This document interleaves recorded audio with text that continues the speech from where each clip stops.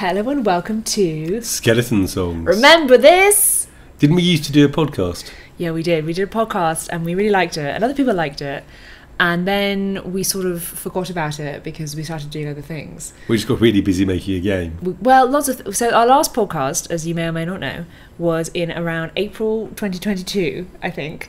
And since then, I wrote a list. Since then, we got married. Oh yeah. We had a honeymoon. We launched a game.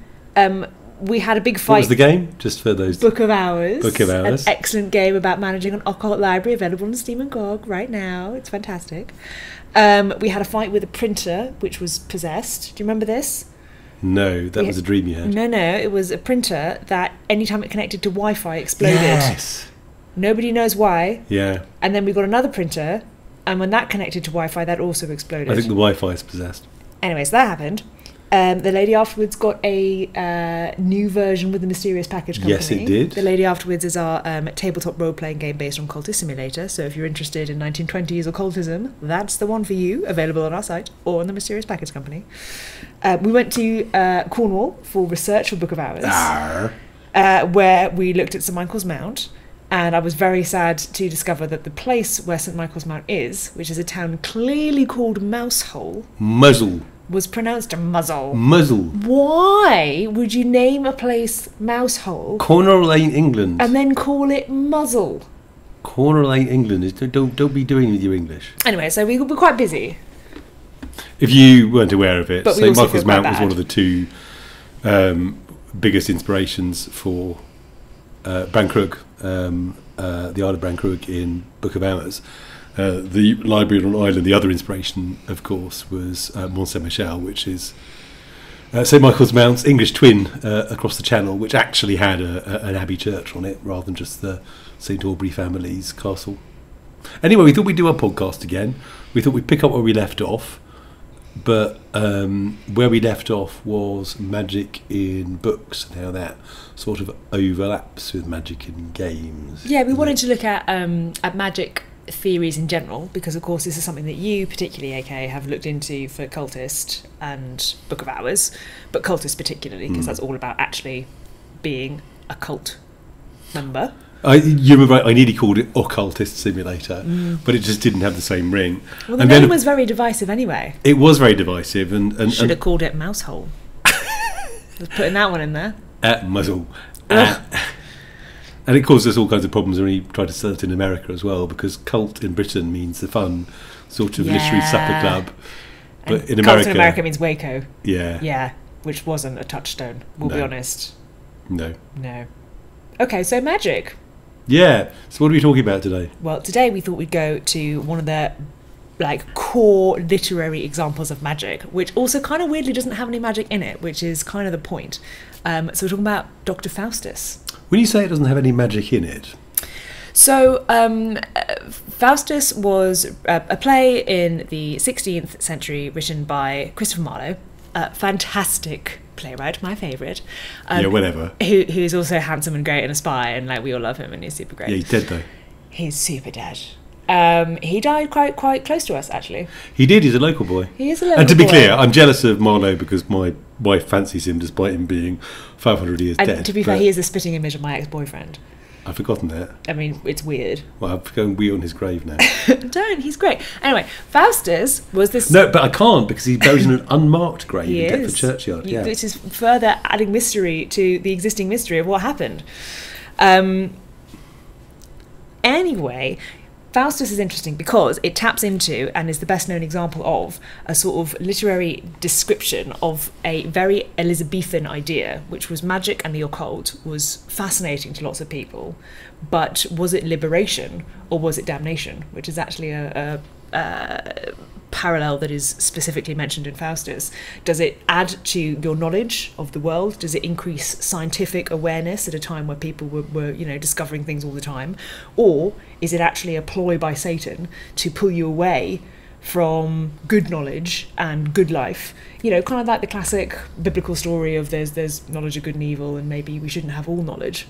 So Faustus, despite being a play explicitly about a scholar who becomes an explicit magician, who does on stage acts of magic, some of the magic that he does, all of the magic that he does, is maybe not the magic you would expect to see if you came to Faustus and the only thing you knew was, I'm going to see a play about a really good magician.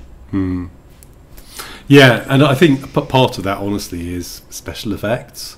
That's true. But of course, the whole conception of magic back then was ceremonial magic. The 20th and 21st century idea of magic being something that came out of your fingers when you say the words was a very modern conception, and one of the things magicians did was call storms, but they never threw lightning bolts. And in a lot of the stuff we've done, we've gone back to something more like ceremonial magic because it lends more of an air of mystery to it. But the liberation damnation thing, it's interesting, isn't it? It is. Do you want to go back to Marlowe himself a minute, because there's some stuff there that ties in? I mean, there's a lot going on with Marlowe. What particular bit? So, do you mean his atheism? Do you mean his membership in what I have now discovered to be the School of Night? The School of Night. I know, right? So good. Do you want to talk about the School of Night? Sounds like something you'd make up. Well, let's go back further still. The night arts. To you said he was an atheist. Allegedly. Allegedly, but you know he was also allegedly a Catholic. Well, it wasn't everyone. But but they weren't. I know. Yeah. So because it was Elizabeth I who was obviously super Protestant, and then you probably know this. Famously, there was a bit of a hoo-ha when he was getting his degree. It was basically local boy done good. He came from not any particularly impressive origin that anyone's aware of, and somehow managed to get a scholarship to a very good school and ended up studying at a Cambridge college. I think it was Corpus Christi. So he was doing. He's clearly very clever, and he was clearly going places. But there was some weirdness about him actually getting his final degree, which was allegedly because people were worried that he was going to go off with his new degree to, I think, Reims in France. It was even more than that. It was that he basically become a Catholic. So specifically, he'd been absent for unexplained periods. Right. And there were stories that he had been about in Europe, particularly in Reims, and there was a Catholic college in Reims. And you know how he wangled getting his degree despite this? I think I know, but tell me. You probably get the same quote I did. So the Privy Council, he actually presented a letter from them. So the Privy Council sounded like they meet in the toilet. But what have you got a quote? Because I also looked this up and I love this phrase. You say it then. Well, I think this is the phrase. The letter, as quoted, because we don't have the actual letter anymore, we only have the moments from meetings in which the letter was discussed. So again, this adds to a layer of mystery around Marlowe himself. The minutes of the meeting in which the letter was discussed say it was not Her Majesty's pleasure that people employed as Marlowe had been in matters touching the benefit of his country should be defamed by those who are ignorant of the affairs he went about. I didn't have all that. I just said the matters touching the benefit of the country. The next time someone's like, "Where were you today?" I'll be like, "You are ignorant of the affairs I went about." Yeah, she's been on matters touching the benefit of the country. Every day. Did you see the thing about the buttery bills as well? I was going to mention this. So if you don't know, a buttery, and my college actually had a buttery, which makes us all sound like we're sort of spherical and rolling about eating pies, which was not totally incorrect. A buttery is basically the I don't know. My wife is slender like a willow tree. Anyway, it's basically the kitchen, isn't it? It's the refectory. It's the place where all the food is, and the buttery essentially was the place which kept track of students' bills for their food and their snacks and their wine and everything. And the reason that we know that Marlowe. The reason that people suspect that Marlowe might have some secrets is not only was he not getting anything out of the buttery for periods of time, which would imply that he was not at college for long periods of time, which absolutely is a no-no at Cambridge, because they're short terms and you have to learn a lot.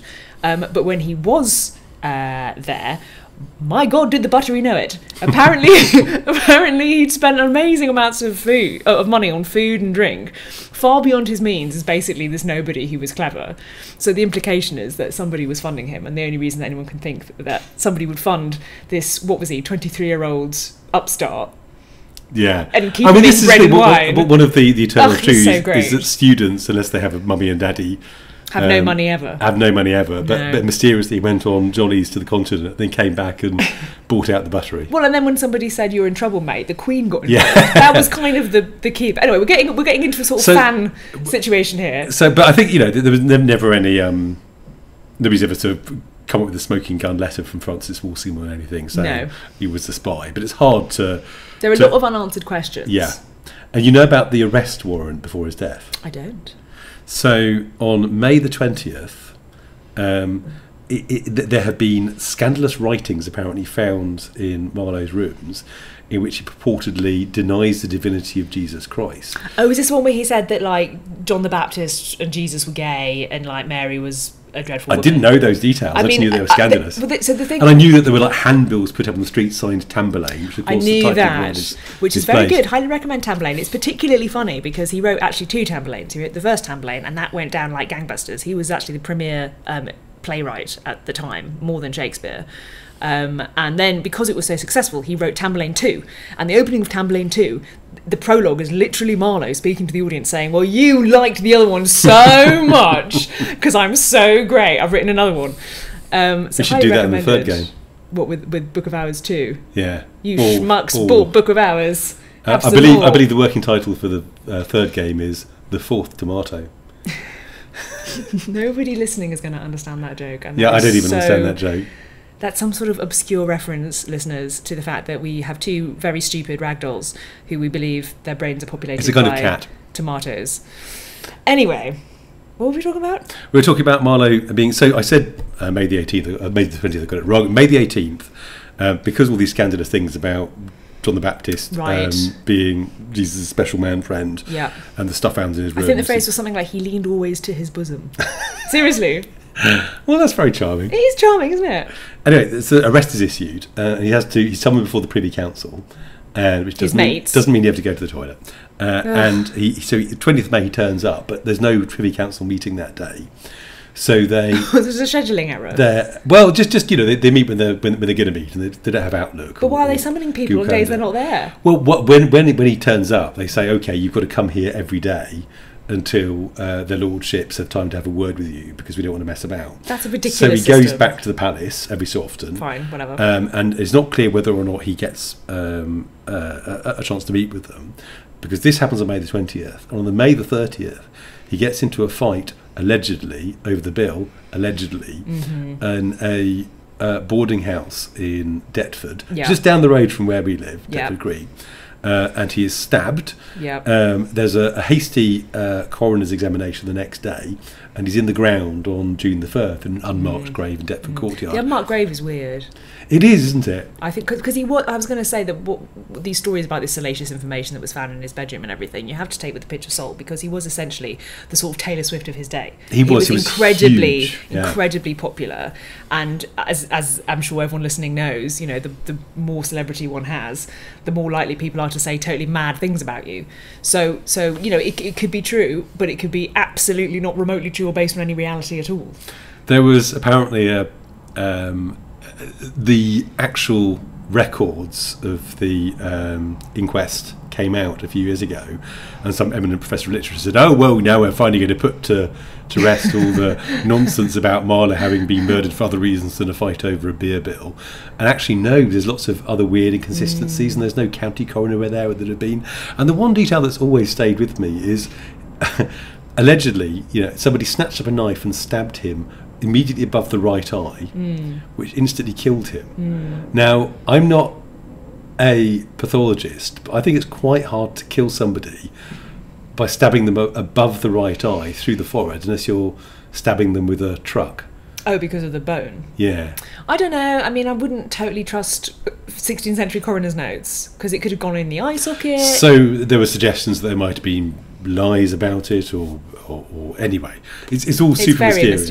But the key thing is he was possibly an atheist, possibly a Roman Catholic, almost certainly a free thinker who had his own ideas about, to use your phrase, liberation versus damnation. And he was actually accused of being a magician by somebody who really didn't like him, but that doesn't appear to have any legs at all. But what, to put it into context, Isaac Newton, he wasn't around at the time, but came in the 18th century. I hadn't realised until relatively recently that he was an alchemist as well as an eminent scientist. So to put that in perspective, the guy that we all know as one of the founding fathers of modern science, which in the modern world is not really considered linked in any way to magic, was also at the same time a genuine practicing alchemist interested in transmutation of one material into another, and lots of things that today we very squarely would put in a sort of magical bracket. And this, I understand, is very much the way that Renaissance occultism worked. It ties back to natural magic, and it ties in the sense of magic that arises from the interaction of the forces of the world, not trees particularly. Well, and this is specifically what we see in Faustus then, to get back to the actual text. So the basic premise of Faustus is this scholar, and he eventually summons a demon, Mephistopheles, who grants him these magical abilities, and makes this classic Faustian pact that he will give him these magical abilities for 24 years and aid him in all of his spells and ambitions. But when that time is up, he will come to claim Faustus' body and soul. And again, one of the big debates of Faustus is how much of the magic is actually the man Faustus, how much is he actually a magician, and how much is he just a vessel for some magic to flow through, or even how much is he just a dupe and Mephistopheles is really the one doing all the magic. And all of these ambiguities can come out in various ways depending on the staging of the play, but of course, because it was written in 1590 something, we don't have any definitive idea of actually what Marlowe was thinking when he wrote it, and the stagecraft. I remembered one of the key effects is that when Faustus starts out, he says, "I'm giving up on divinity and law and medicine and all these lame-o disciplines. 'Tis magic that has ravished me." Such a good line. And he's sort of excited about all the things he's going to achieve. He's going to wall all Germany with brass. He's going to fill the public schools with silk in which the students will be bravely clad. And what he actually does really sad. Is basically some conjuring tricks, summon up a sexy lady, and turn invisible and pinch the Pope's bum. I was going to say, doesn't he kick the hat off the Pope? Yeah. And it's not heroic magic, is it? It's not. And this actually gave us something in both Cultist and Book of Hours via your idea. Because do you want to talk about this? No, you're so we were talking about Faustus one night over dinner, as you do, and should we make a pact with the devil? Should we not? But which devil? Whose soul really? Is it going to be halvesies? And Nottie liked the idea of somebody who has. So the whole point about Cultist Simulator is you're not selling your soul in the classical sense, but you're giving up lots that you are or could be in order to achieve a particular, very focused ambition. And Lottie said, "Lol, what if somebody did all that and gave up all that, and they did something completely trivial with magic?" And that's how Franklin Bancroft came about.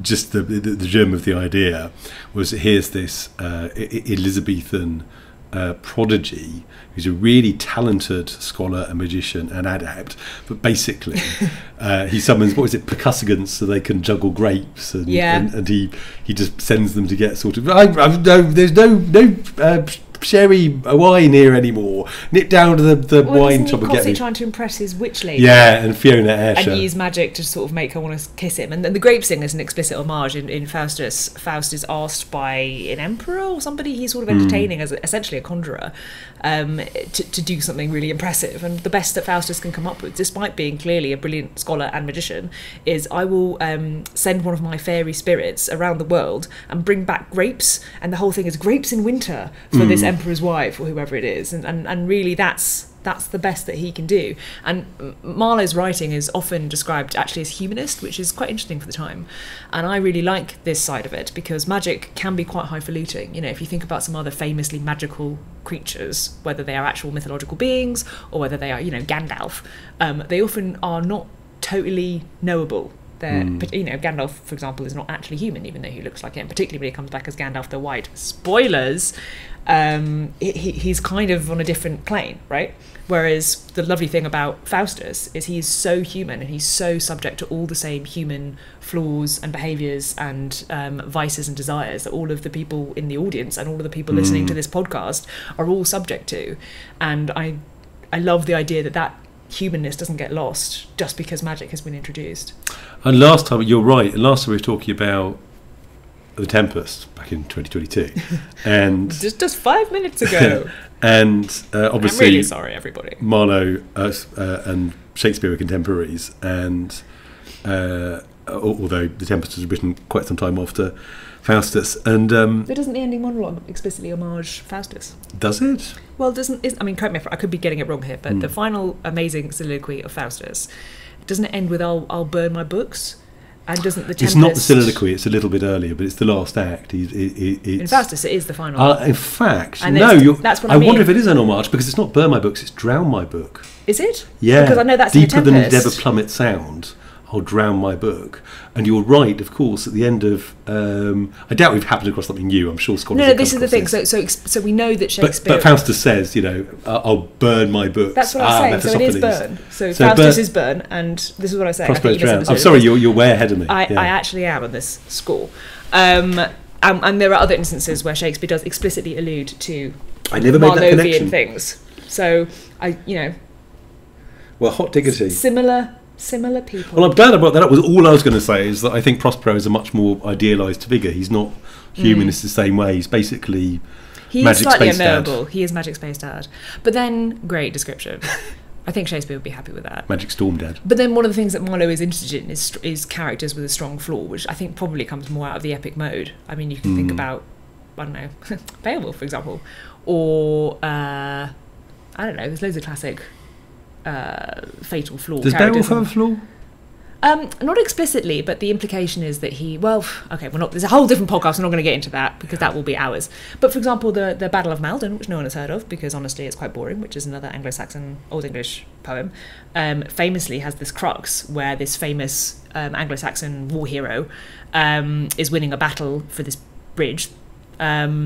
And ultimately he is overmode. That's what he is described as. And this is the kind of moment in the narrative where the success of that looks like is about to happen for him and his army falls back, presumably because he sort of tried too much or was overweening. And there's a lot of debate about actually what overmode is in terms of modern translation, which can change the meaning of the poem a lot, which is why it's interesting.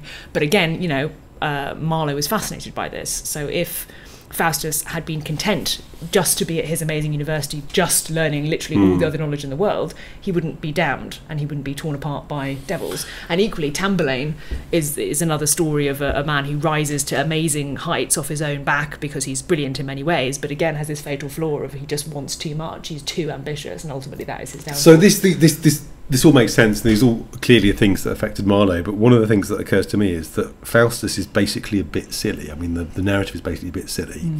And as it is. I'm sure you know, Marlowe based it on the Faust book, which is an anonymous collection of folk tales about this trickster vicar who went around Germany, pretending he had the devil in a sack.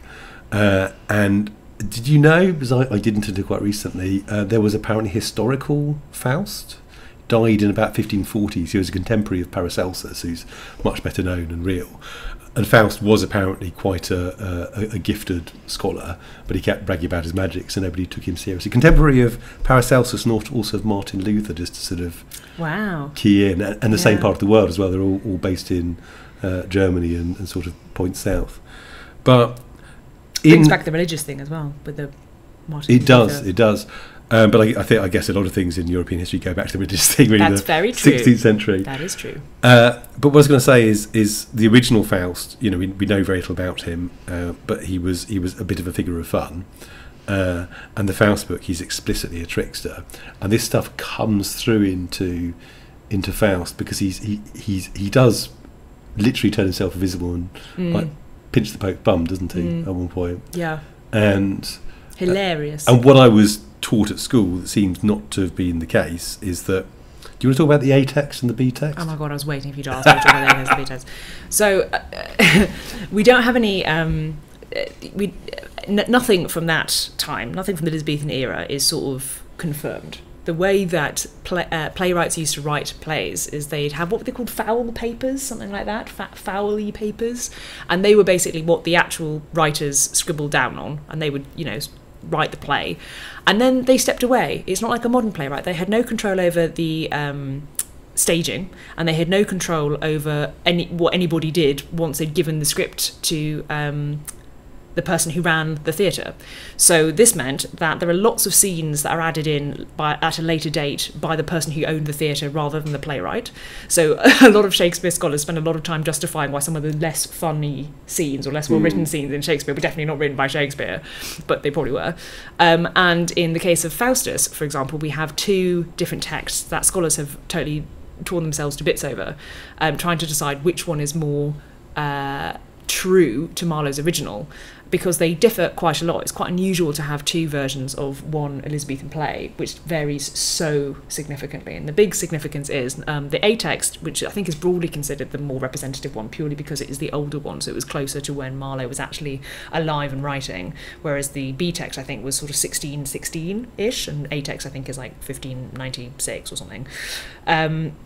The B text is a third again longer than the A text, and it is actually really grisly. It takes out quite a lot of the ambiguity. One of the famous differences between the A and the B text is there's a line in it somewhere which says, Faustus will be saved if he can repent, which is changed in the later edition to Faustus can be saved if he will repent, which obviously is a very small linguistic change, but huge in terms of Faustus, the character's volition. Is he actually, and that plays into bigger discussions about the grace of God and the religious stuff. But the ending of the B text is really grim. I mean, it explicitly says that devils come on stage and rip him limb from limb, and then the scholars who are friends with Faustus, and we met at the start of the play, who have constantly been saying to him, like, don't do this, stay away from magic, it's bad for you, come in and are like, gosh, look at all that gristle and bone, isn't that grim? And then the curtain falls. So it's a really nasty, classic kind of bloodthirsty Elizabethan ending. So what I was taught at school that seems to have been overturned and then unoverturned and then overturned in the 30 years since I was at school. It's because nobody knows. Because nobody knows. Is that basically the A text is the slender version that Marlowe originally wrote, and then some prole came along and put all the stuff about pinching the Pope's arse and about the clowns running up and down crying. With absolutely no facts, I feel determined that Marlowe was into that.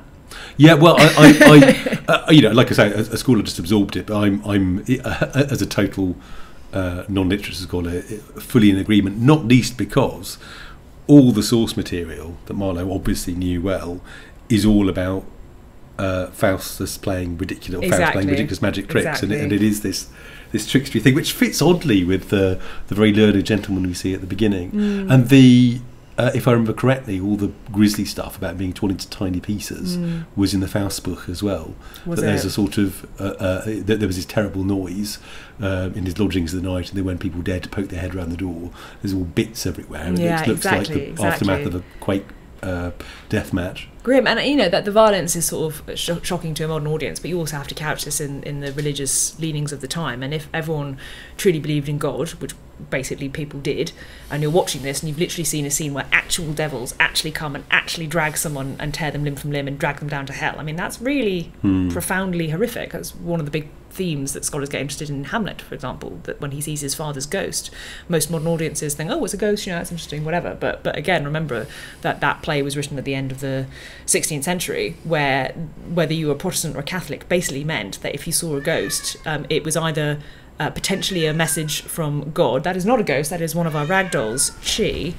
The difference between Hamlet's father's ghost was either that he was a message and he was going to help the main character who was good, or that he was literally the most frightening thing in the world because he was an envoy from the underworld and was sort of antithetical to God and really frightening, and we sort of lose that angle in the modern world. And that I think you're right, and that I think keys back to the damnation versus liberation thing, because one of the besetting interests of scholars was, if there's something supernatural happening, where does the power come from? Either it comes from up there, or it comes from down there, or it's the operation of forces of the natural world, and it's all sort of not necessarily divine, but certainly benign. So where does the power come from in Cultist Simulator? Well, So in Cultist Simulator, there's the glory and there's nowhere, which are the closest things really you'll get to heaven and hell. But I've just stolen bits of motifs from Christianity from the glory, and nowhere has really nothing to do with the Christian version of hell. It's a lot like Mictlan, the Central American vision of miserable nowhere hell. But one of the things that I wanted to address in Cultist, and I think it came through quite well, is that if you devote your life to studying this stuff, then it is worth it if you think it's worth it. So sure, if you're a forge long, you can punch holes in walls and people, but if you put all that ingenuity to work, becoming rich or powerful or famous in the more traditional way, maybe you'd be just as powerful. Even if you can punch holes in walls, you'd have people who could do it for you, or maybe you'd be happy. And this is one of the things, whenever you're doing setting design for a contemporary fantasy setting, one of the questions that you have to answer is, well, if magic works, why isn't the President of the US doing it? And one of the potential answers he's got, the secret magic service, and another is there's a sort of veil which prevents it happening. And I actually had never thought of that question. It's a really good question. It's the kind of thing that nerds and system-oriented types get very, very focused on. So there's bits of all of this in Cultist. There's Calyptra, which is the law and/or entities that keep things under wraps. There are mortal agencies that keep things under wraps. One of the biggest things is just, why would you want to? So if you want to become a lantern long, sure, you're immortal, but you have to spend some time eating people's brains, and then you lose access to your body, and you only exist in a sort of dreamy afterlife. And then at some point, probably something will eat you, because the Mansus, the dreamy afterlife, is quite a miserable place. So I wanted this sense that it's as with Faustus, you can surrender all you are for something, and maybe it's worth it, and maybe it's not. It's you who decides whether or not it's worth it. Again, it's back to liberation or damnation. Yeah. And you seem to fall on more of the damnation side, I think, not in the kind of religious way, but your games, even the mechanics, because you correct me if I'm wrong here, but you specialise in resource-based narrative stuff, which means essentially that you're constantly giving up one thing to get another thing. I've often found, because I'm a pretty chill gamer, I don't enjoy games which are particularly not difficult, but games that we talk a lot about harsh. heart players versus winter players. Exactly, and if anyone is listening who hasn't played our games, those are two different. Don't shout at me if this is wrong. Like magical aspects, or representations of the system, the schema of magic, which we're going to come back to shortly. And winter represents sort of this harsh, also beautiful kind of ending that has no mercy, sort of merciless, like this is just the way things are, and we're very clear about that. And heart is representative of this ongoing, joyous but also quite frightening life beat of the world. And I'm very much a heart player, in as much as I don't really want to be faced with a really horrible choice in a game, whereas I think you, as more of a winter player, really enjoy the sort of difficult decision making. I do, although Book of Hours mellowed me a lot. Book of Hours is our first nice game. Yeah. I'm very proud of that. But we did want to talk about magical schema, because you always make me laugh when you talk about what you often don't like about magic in games. Is this the doing a big spell? This is what we critics call doing a big spell, yes. Would you like to discuss? I can't remember which particular rant you're trying to provoke, honestly. I think it's that magic in narrative works best when it's not totally explained. If it's unexplained, then it's just Deus Ex Machina, and it's my fucking Latin grammar's always rusty, but it's just no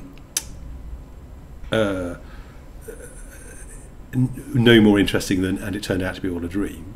But if the whole thing is beautifully explained, then it's just physics, and there can be a joy in that. I've read a lot of very good fantasy novels with very well worked out schemas, but somewhere in the middle, you get a view of it as being an energy like electricity or gravity, bit in a sort of squishier than electricity or gravity. Because if you want to make electricity run through things, you can't just put a bunch of wires end to end and say go through it.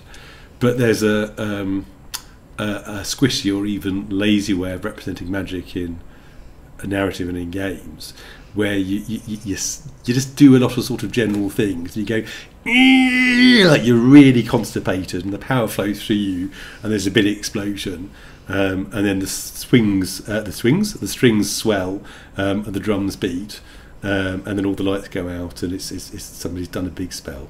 I mean, you have to and I don't Stranger Things, I'll be honest. Well, but I haven't, because Stranger Things again, I think is people can't decide to make things happen just by desiring to make them happen, and often the doing a big spell kind of thing is well, 11 can. A way for that's true. No, that's what I meant. You're right. That's fair. But they've done a lot of work to make it feel satisfying. And often it's the equivalent of somebody saying, "Oh, we'll fill in this bit later for exactly how it works." And if we do enough Sturm und Drang around it, enough of a light show, then people know it's a big magic and it will be okay. And the more details you provide about why it works or doesn't work, the more interesting it can be. But there's a reason all this stuff goes into narratives in the first place. Part of it is people like a big old spell. If there's this general idea of something sort of electrical and exciting happening, and there's music playing, the people. You're right. It's you provoked me into snootiness, which isn't really fair. No, it's not snooty. I think what you're talking about is a sort of medium incompatibility. Because one of the correct me if I'm wrong here, but one of the more popular examples of magic in literature that everyone says is a really good example of a magical system done really well is Wizard of Earthsea, because we've got enough information about how it works, which is to do with language and knowing things' true names, and there being a sort of synchronicity with nature, and there being kind of wisdom-based, knowledge-based maturity of like being able to like command otherwise natural forces. And you get forces. Specifics. They say so the old powers live in the earth, but they have nothing to do with the sea. Which is really interesting. And by the way, the Earth the story set in an archipelago. So as soon as you've got that, you've got a whole bunch of affordances and possibilities and obstacles and opportunities that arise naturally from there. It's really juicy and attractive. So I think absolutely, it turns out everyone was right and Ursula Guin was great. But my point is that what you've talked about is essentially, trying really hard and doing a big fireball. Imagine that being written in a novel. That's a very boring novel. I mean, certainly if you've ever written any creative writing, anyone who's listening to this, when I've been writing stuff and I've been thinking, should there be a sort of action scene here? Like the man swung a sword and then the man dodged and then another man swung a sword and then it hit him and it hurt. Like it's not, I would say, the most interesting part of a book to read an action scene. Whereas in a game, a lot of it is the visual effect of a fireball. It looks really cool and makes a player feel cool, and it's an enjoyable attack to do. So that has a place in games that doesn't immediately make sense in a novel. And equally, most games are based around combat. So if you had the percentage of a book that's devoted to combat that you get percentage of a game devoted to combat, it might be the worst book that's ever been written. And this, of course, is one of the reasons why, quite reasonably, we've moved to magicians working more or less like superheroes in games, because it's very hard in the traditional sort of Gygax DNA RPG to do anything like ceremonial magic, where you have some interesting smells and some interesting talk, because everyone else has to do something at the same time. And if you're playing a game, then unless it's a game like like Cultist, obviously I'm stuck thinking of my own game as the example, but there are other games where you are doing off-stage magic on stage, basically. But generally people want something interesting to happen now, so you have a light show, which is good, which is fun. I've spent a lot of time playing Diablo and dropping meteors. Yeah, don't get us wrong, like I bloody love games where I get to fling magic at people, and this brings us back to a dichotomy that we were talking about a few weeks ago in terms of what we want to do with our games and how our games fit into the larger world of gaming, which is basically they don't, because we do weird stuff. We were talking about... We're in the kitchen. Everyone else is doing the world of game in the living room. We're in the kitchen by the fridge. Exactly. we were talking about how games essentially fall into two categories of making people feel one of two things, and they either make the player feel powerful or they make the player feel clever. And obviously that's a massive simplification. I'm sure everybody listening to this right now is like, no, I can think of these examples which are wrong. But just stick with me here. I think it's an interesting sort of thought experiment. I would say that the kind of magic schema that says you have learned level 10 fireball, you can now destroy your enemies and set fire to France, makes you feel powerful, but it doesn't make you feel clever, because what you have done is put experience points into the skill of fireball, and now you've got a really powerful fireball. So that's sort of Diablo. And at the end of Diablo, you do feel like a god, and you do in fact kill gods. So lo and behold, that feels very clunky and delicious, and you like it. Spoiler. But there are other games where you feel clever. So those might be games where you have to figure out something on your own, or you have to put the pieces together narratively, or you have to actually solve puzzles in the game. Or in things like Cultist Simulator and Book of Hours, you have to figure out what the hell you do in the first place, and then figure out the sort of subtle combinations that actually progress through the game. So I would say that our games aim much more for making people feel clever. And this, again, goes back to Faustus, that which one is Doctor Faustus in the text? Is he a powerful magician? Or is he a learned scholar who has actually, in the same way that people learn algebra and, you know, French and geography, has now just added, I learned magic to that actual scholarship? So I think in the world of the play, if I remember correctly, he does all this shouting and waving his arms about. Mephistopheles turns up, and he says, "You didn't really need to do all that, mate. Anytime you pray devoutly to the Prince of Hell, we'll turn up and make a deal." But then Mephistopheles says a lot of things which may or may not be true. Yeah, can't trust a devil. No.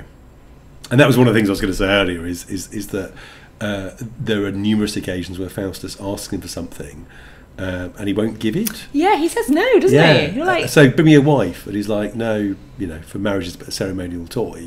I'll bring you a sexy devil instead. And doesn't he ask for like all the knowledge in the world, and he brings him one book? Yeah. And again, I love this because not only is it interesting in terms of, you know, what's going on and what's meant and how the audience takes it, but it's also clearly pragmatism. Yes. If you are a playwright, are you going to be more popular with the person in charge of props if you say stage direction? He brings them all the books in the world, or he brings them one book. And as a producer, I love that. and as a writer, I literally hadn't thought of that. But of course, you're right. Anyway, what's your magic in games specifically? Moving away from literary stuff, can you think of magic in games that you've really enjoyed? Give me your favourite example of magic that made you feel powerful and magic that made you feel clever. I think magic that made me feel powerful probably is dear old Master of Magic from way back in the day, and its descendants, things like the Age of Wonder series, where you are a wizard off in a tower, and you are spending a long time at sort of civilization turn-based speeds, gathering power and learning spells, and then also you can unleash them on the battlefield, so you actually see things falling from the sky or monsters running around or whatnot, and the whole thing feels like it's happening on a world scale. Magic that makes you feel clever. I'm drawing a blank. Me too. I know. It's tough. Well, I'm absolutely confident I've played other games, and Cultist is not the only game that does this. But obviously, it's unusual in its approach, which is one of the reasons I did it as an experiment. So, comment on the YouTube comments, folks, and yeah, tell I us genuinely like to know what they have, because they clearly are. But I'm just drawing a mental blank. It's the Japanese flu. Yeah, we have brought back, well, Alexis brought back a rather virulent cold from our recent honeymoon to Japan, which is currently destroying us. Yeah. But here we are, alive, just... Yeah, so if by the time you listen to this, then there's like the radio's playing nothing but martial music, and there's a map on the wall somewhere with red stains spreading over Western Europe, and it was me, sorry. It's all AK's fault, yeah. Well, I think we haven't established whether it's damnation or liberation, but then I'm told that literature is not about giving people the answer. It's true. As far as you can tell, it's a way for middle class kids to soak up taxpayers' funds at universities. Did I get that right? Nonsense. But I would advise all listeners not to make pacts with devils, like just as a general rule for life. That's a good one. I Even think. Really hot ones. Even really hot devils. You remember what Faustus says when Mephistopheles brings him a devil on stage, What does he say? he says, "Ooh, here's a hot whore indeed." Oh, I know. I mean, I think the point. I wasn't ever really sure what he meant by it. Did he mean? Was he actually excited? Was he No, saying he's just something sly? It's okay. So I think there are two things going on, and I think it's sad. So he wants a wife, which is sort of pathetic. That's not something that Gandalf doesn't say. Gosh, I'm really lonely. I want someone to talk to and do the crosswords with on a Sunday. Gandalf says, I'm literally the Maiar, so get out of the way.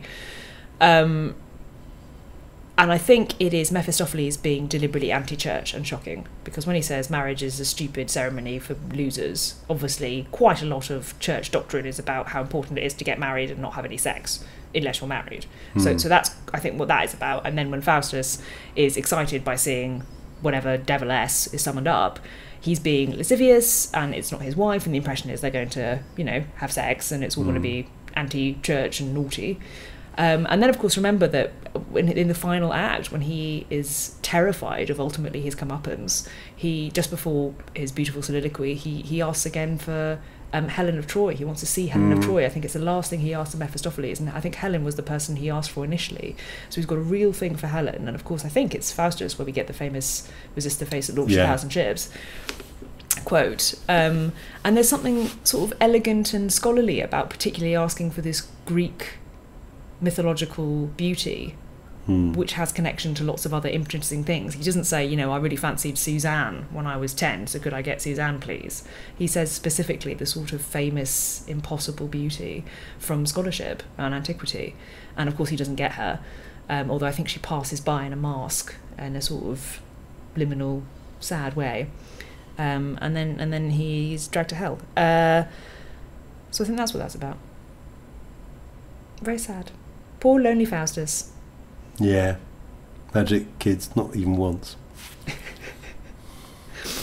Well, thank you for listening. We're going to try and do this more often again. I think we did a weekly cycle before, so let's see if we can do that again. We're going to do a couple more episodes. It is ambitious, but what we take away from Faustus is that ambition is always good. I think that's the official take. And we were working silly hours to get Book of Hours out the door, so now that it's out the door. We can't get married again. No. That's happened. Just to avoid confusion, we got married last year. If anybody's trying to put timelines together, then you're weird. Put down the red twine. We got married last year. We were going to go on honeymoon in Japan, but Japan was still closed because of COVID. So we gave it a year and then went back. Yeah. But we don't have that excuse anymore, so we do have to get back to the grindstone. Yeah. All right, well, I believe this is the point where I say, have a spooky day, and we will return with more games and magic soon. It is magic that had ravished me.